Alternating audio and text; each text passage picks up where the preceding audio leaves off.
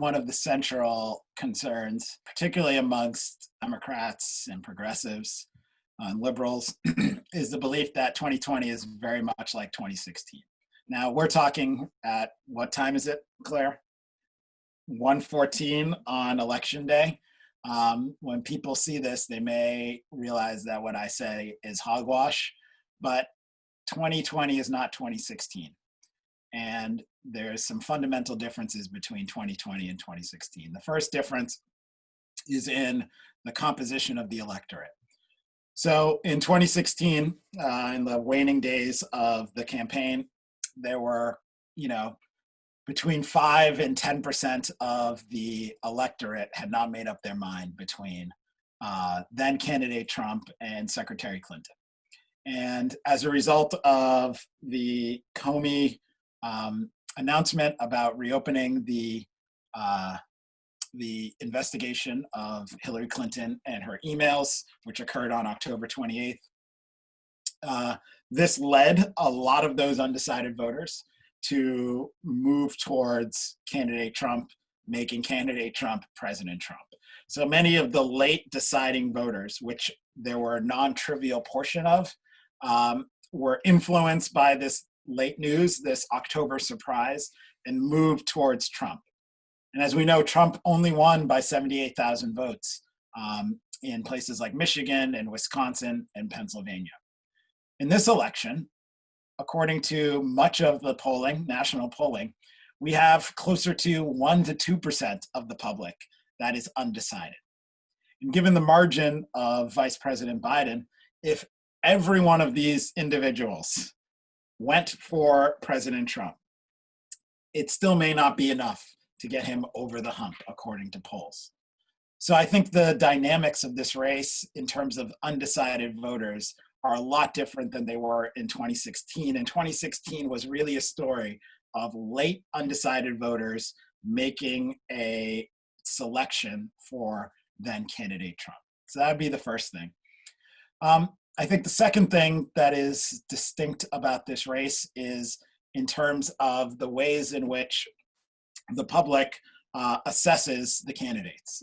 So if you remember in 2016, many of the polls demonstrated that both Hillary Clinton and Donald Trump were looked at unfavorably. That's not the case in 2020. Even though there have been a number of arrows directed at Vice President Biden by President Trump and by Republicans more generally, people fundamentally like him. They trust him. They hold him in a higher regard, a higher esteem than they did Hillary Clinton. Now, that may be a reflection of the empirical reality that he is a better person than Hillary Clinton, but I think it also reflects the influence of sexism and misogyny that was directed at Hillary Clinton in 2016. And I make the case that a lot of the anger, a lot of the distrust, a lot of the negative attitudes towards Hillary Clinton are a reflection of the sexist society that we live in. So I think those two factors make this a distinct race than 2016. Things that are similar are clearly the fact that the Electoral College is going to be a key factor in this race. So having a lead in the popular vote is one thing, and Biden has on average in many of these national polls between an 8 and 10% lead over President Trump. That's a very big lead, and it sort of points to a electoral college victory.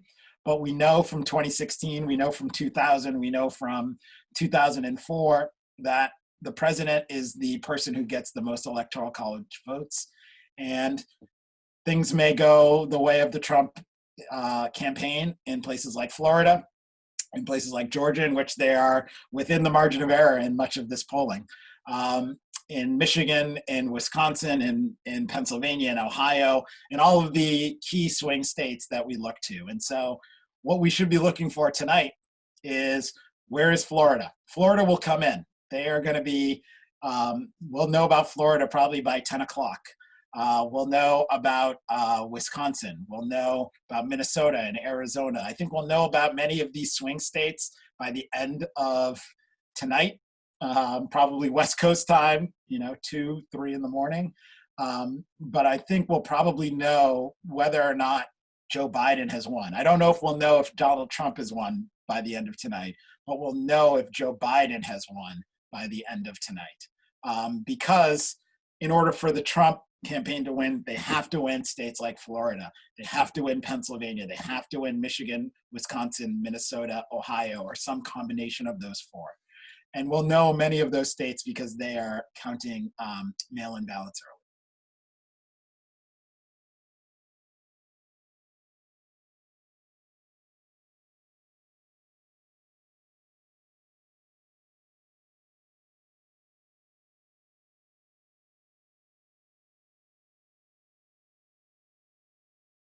Yeah, I mean, I think the central issue facing the United States, at least on the domestic front, is the rampant partisan polarization that characterizes our politics today. And at least in my lifetime, the extent of polarization is unique. Um, when I was growing up, you grew up next to Democrats and you grew up next to Republicans, or at least you knew folks that were in your network who may not have shared your political viewpoints, but you shared other parts of your identity or experience or desires. And that was more important than your partisan identification. I think beginning in, scholars of partisan polarization place the beginning of this increasingly polarized country in different parts, but I always look to 2000 in that particular election. And then the sort of subsequent policies of the Bush administration of beginning this rampant polarization that goes into the mass public. To a point now, as you said, where we don't, Democrats don't understand how Republicans can believe what they believe, and Republicans can't understand what Democrats believe. And I think it's a reflection of a number of our political leaders feeding into this polarization, because at the end of the day, polarization is actually good for some people. Polarization leads to engagement. Polarization leads to anger. Polarization leads to mobilization of their voters. I think what we need are political leaders. We need influential sports figures and influential religious leaders and influential TikTokers to start talking about the things that bring us together rather than the things that separate us. To start having fundamental discussions about the state of the nation now and the state of the nation going forward. To talk about what the dreams that we have for ourselves, the dreams that we have for our children, and you'll find that many of those are shared. So that's one thing. I think we just need to do a better job talking about who we are and what we want for our nation and what we want for our kids. And we'll see that there are things that bring us together rather than separate us. I think on the other hand, we need to start recognizing that a lot of this polarization may be a mask for other fears. And so much of the work that I do is about what impact does demographic change have on the ways in which people engage in politics. And I think much of this polarization, and particularly coming from the Republican Party and conservatives, is a reflection of fear of what's coming. And that fear was accelerated with the election of the first African-American president. And what that means for the identity of the nation, so what it means to be an American, I think what it means for folks' children and their place within society, their status within society, and that the demographic change, which is becoming closer and closer and closer with each year, with each month, with each day, with each hour, with each minute, means that we need to and will likely have a fundamental reassessment of who and what the American is in the United States. And that's very scary for a lot of people. And so we need to have those conversations, and we need to, again, find what brings us together. And for some, we need to ease those fears so that they are not manifested in the most negative parts of our personas and our personalities and our politics. And so that, to me, I think is the next step. And then the third step is to recognize our history and how our history has shaped where we are today. So the polarization that we see is in some ways a reflection of the polarization on other identities historically. Polarization on race, the polarization on gender, the polarization on sexual orientation, the polarization on a number of important identities, on age. And that we, as members of this American project, this American experience, this American experiment, need to start recognizing that history, how it shaped where we are today, and to, as a country and as a collective, start to move away from it, right? Move away from the negative externalities associated with race. We can do that by talking about how the criminal justice system has clear racial foundations. Move from the negative consequences of gender, move from the negative consequences of sexual orientation and the discrimination and the segregation and the isms associated with all of those things. And say that our country is going to be better when we can move away from this legacy, when we can recognize the legacy, see the consequences, address them, and move to the next thing. And so that's a long way of saying we have a lot of work to do as a country. And that work is either supported by elections or it's undermined by elections. And we'll know in a day, 2 days, maybe a week, as to which direction the country is going to go. But that's the wonderful thing about elections. I have a particular perspective on what we should do as a country, and others have different perspectives. But you have elections to support the candidate or candidates that share your perspective, with the hope that that perspective will be turned into actual policies and that the country can go forward in a positive direction and to reflect your viewpoint and reflect your preferences. But again, we'll see in a few hours or days or weeks as to which one of these perspectives, which one of these directions the country will go after.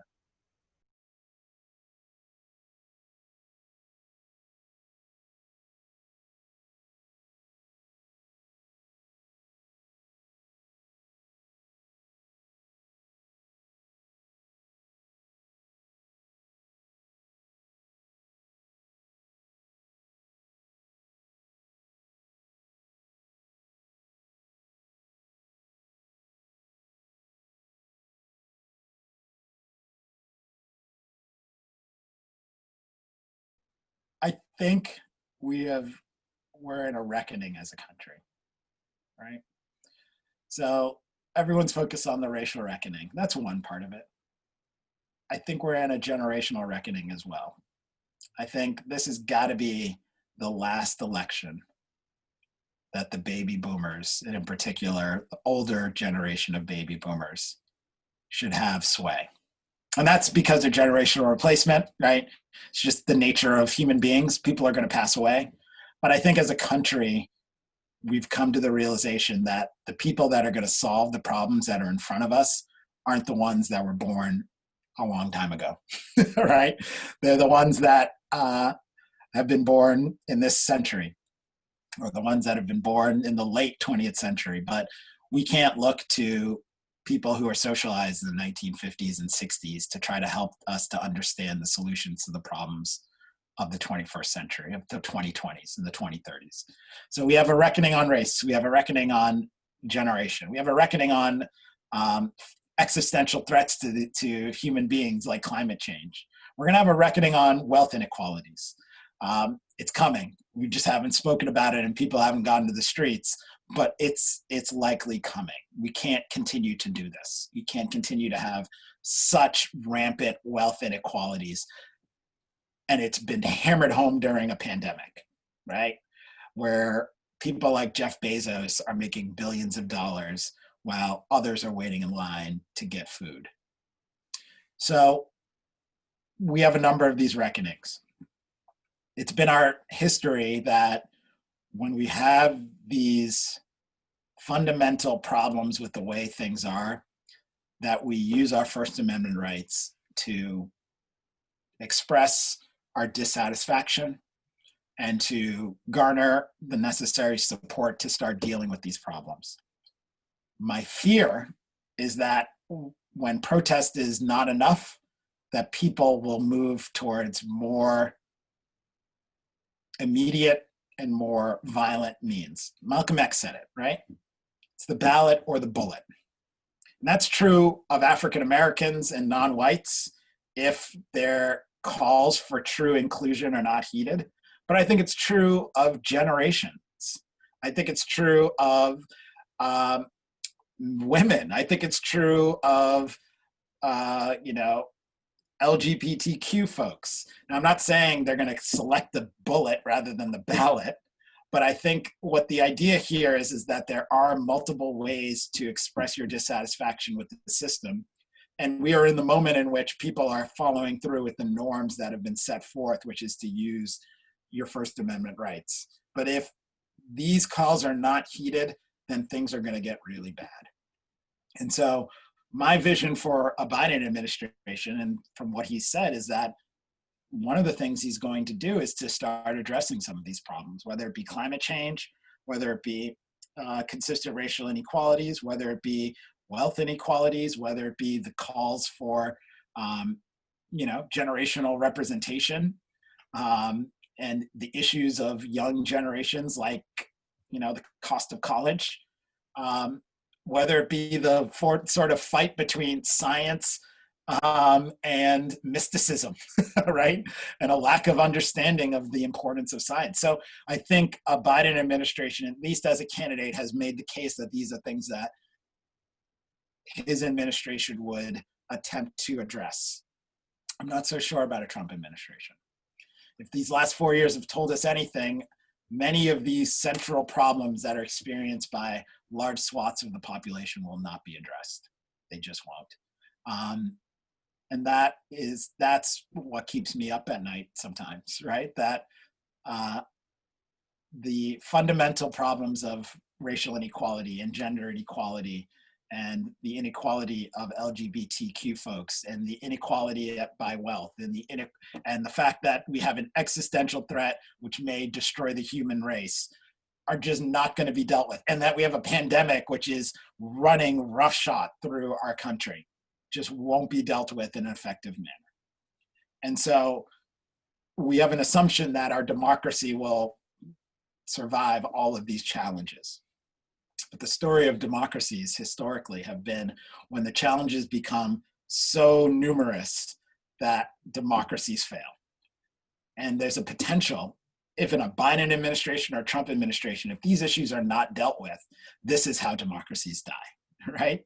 So to me, regardless of who becomes president, I want them and members of Congress and states and localities and the people in general to start recognizing what our problems are and trying to figure out solutions to them so that this project continues for my kids, for your kids, for their kids' kids. Because this is a project which has been beneficial for human beings, right? The American project, for all of its warts, has been an extremely beneficial idea, a beneficial actuality for millions of people. And I want that to continue in this century and the next.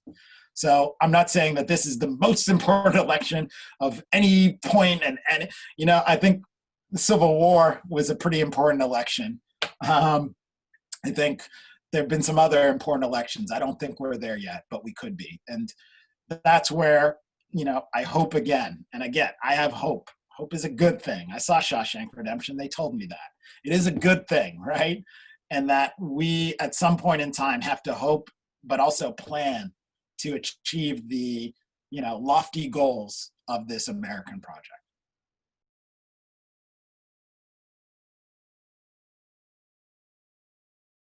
I think the big takeaway in terms of what to expect on election night is that unless there is almost a Biden landslide, it's very unlikely that we'll actually know the winner of the elections tomorrow night. So instead, what's going to happen is the Trump campaign in particular is going to file a series of lawsuits. And most of these lawsuits will probably be aimed at stopping the counting of mail-in ballots that arrive after election day.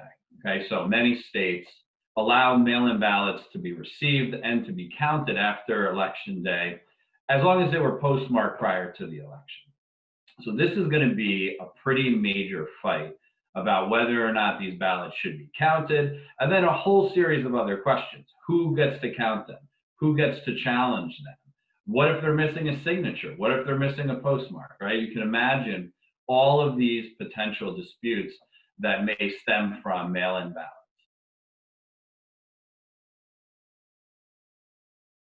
What will traditionally happen in these cases is that they'll be filed at a lower court, and that could be a state court, it could be a federal court. They tend to be state courts more often than federal courts. And then those cases will be appealed very quickly through the legal system and eventually will end up in the US Supreme Court. The Supreme Court doesn't have to take those cases. It gets to pick and choose what types of cases it wants to take, and it may not take a lot of them, and it may take others. When it gets to the Supreme Court, all eyes will be on Amy Coney Barrett, first of all, whether or not she will participate. There's a lot of questions whether or not it's appropriate for her to participate in these cases, given that President Trump has basically argued that, she'll help decide the election in his favor. But then there'll be a broader conversation about whether or not it's legitimate for the Supreme Court to play such a significant role in deciding the outcome of a presidential election. And this will harken back to the election of 2000, when ultimately the US Supreme Court decided the election in favor of George Bush over Al Gore.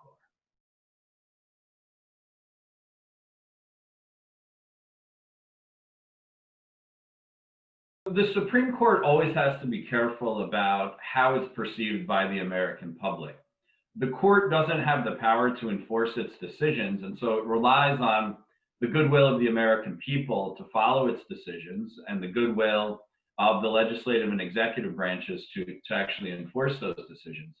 So if the Supreme Court was to render a decision, for example, that gave the election to President Trump, this would probably create a near constitutional crisis in terms of how the public looks at the Supreme Court. So the public will look at the court and they'll see 3 Trump appointees, including the latest Justice Barrett, who will presumably decide in favor of the president. And that reeks of illegitimacy. Generally speaking, we don't want courts deciding the outcomes of elections. We almost do everything we can to make sure that the vote decides the outcome of the election, not judges who may potentially decide to refuse to count tens of thousands or even hundreds of thousands of ballots.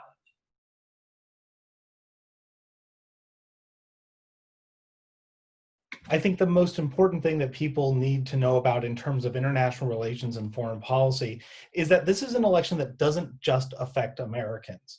People around the world are watching this very closely, and so many folks have been affected by policies of the Trump administration, from the Canadian economy all the way to the possibility of conflict with China, to uncertainty in the Middle East, to the fact that the United States has cut refugee admissions to its lowest level ever under this administration. And it's not like the Trump administration has not had any successes whatsoever.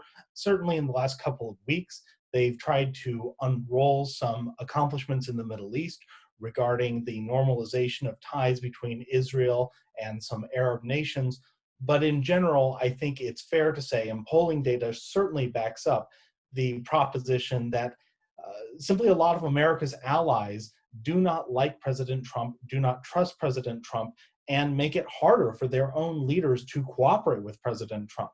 And we've seen over and over, for instance, on the Korean Peninsula, that the Trump administration and President Trump personally often sweeps aside America's relationships with democratic leaders, like the president of South Korea, and tries instead to have a more friendly, person-to-person, even cordial relationship with dictators, including brutal ones, like the dictator of North Korea, Kim Jong-un. And this is just something that really rubs people the wrong way among those countries that have traditionally been America's allies. It's also something that really puts at risk The idea of whether alliances like NATO can continue, or whether we're going to have a continuation of the trade war, including with Canada and the European Union, or whether there's going to be progress made toward further liberalization in trades and goods and services and protection for important American investments like intellectual property. So there's a lot more on the ballot than all of the incredibly important domestic issues that are going forward. And I think that people have become so interested in what this means domestically that they are almost forgetting that the United States plays a key role, in many ways a genuinely special role, in how the world works, and that the selection of an American president will matter a great deal for people who live not just in the United States, but around the world.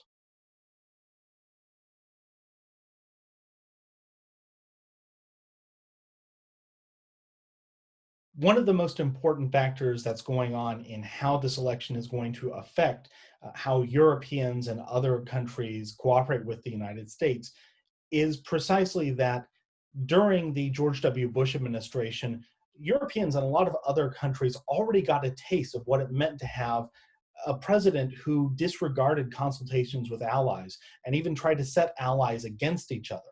And this is, for a lot of folks around the world, kind of America's second strike. And that's not really a great situation, because if Trump gets reelected, then you're going to have almost a confirmation that either America's systems are broken, its electoral institutions, or that the American public just doesn't care about international relations. And that makes cooperation really hard to sustain over the long term.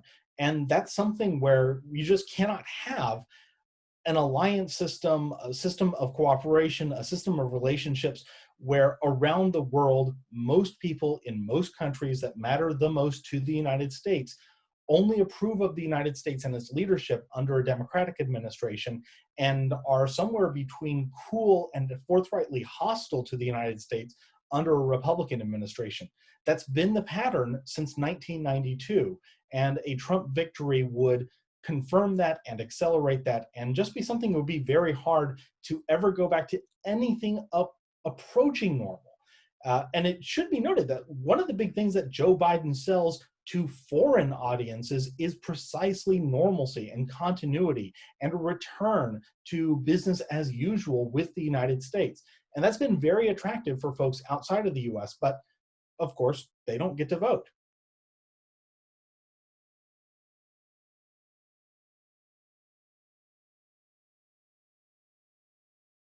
I'm not sure that we're going to see protests. I wouldn't be all that surprised to see some sort of demonstrations, but I will just say that there will be a strong, loud reaction. It will not come from official ministries. It will not come from government leaders themselves, but it's going to be more visible than ever on social media and elsewhere. I remember being in Dublin on election night 2004 when George W. Bush was up for re-election. And when I woke up and went outside, there were literal posters outside saying, "America, now you own this." Because everybody was willing to give the United States a pass after 2000, when the Electoral College delivered the presidency to George W. Bush and the Supreme Court delivered the presidency to George W. Bush. And there's something of that still present, I think, around the world. But if a second election goes that same way, I think that there's going to be a tremendous sense of disappointment. I should also note that there's a good deal of work that's been done that shows that how the dominant power in an international system behaves, sets up its domestic system of governance, has repercussions around the world. And that actually suggests that given that the United States, according to international indexes, is kind of in a democratic recession right now, given that we've already seen democratic backsliding around the world, a second Trump term, which would be even more forceful and even faster and much more of the same than we saw in the first term, will accelerate those trends long term. And in places like Poland and places like Hungary, we're going to see a lot less support for democracy and resistance to authoritarian or quasi-authoritarian movements than we would have otherwise. So people aren't just looking at this as if they have some sort of aesthetic preference for Joe Biden over Donald Trump. This is something that directly affects countries around the world.